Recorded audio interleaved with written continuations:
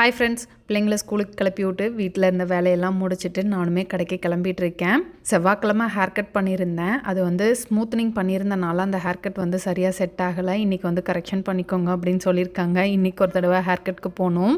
டக்குன்னு ரெடி ஆகிட்டு கீழே வந்துட்டேன். இன்றைக்கி கொரியர் பேக் பண்ணுற அக்கா லீவு அப்படின்றனால காலையிலேருந்து ஆஃப்டர்நூன் வரைக்கும் வந்த ஆர்டர்ஸ் எல்லாத்தையும் நம்மளே பேக் பண்ணிடலாம் அப்படின்ட்டு ஆஃப்டர்நூன் வரைக்கும் கொரியர் பேக்கிங் ஒர்க் தான் இருந்தது எனக்கு. கொரியர் பேக்கிங்கை முடிச்சுட்டு ஆஃப்டர்நூனுக்கு மேலே அப்படியே கடைக்கு கிளம்பி போயாச்சு.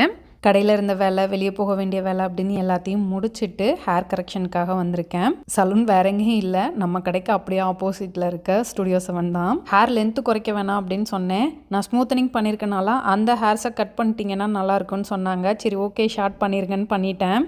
நான் ஹேர் கட் பண்ணுறதை பார்த்தோன்னே பிள்ளைங்க 2 பேரும் எனக்கும் ஹேர் கட் பண்ணி விடு அப்படின்னாங்க. சரி வாங்க அப்படின்னு அவங்களுக்கும் ஹேர் கட் பண்ணியாச்சு. அவங்களுக்கும் ஹேர் கட் பண்ணி விடவும் தான் மூஞ்சியில் சிரிப்பே வந்தது. இதோட full length video RK family விலாக்ஸில் போட்டிருக்கேன், செக் பண்ணி பாருங்கள். பாய்.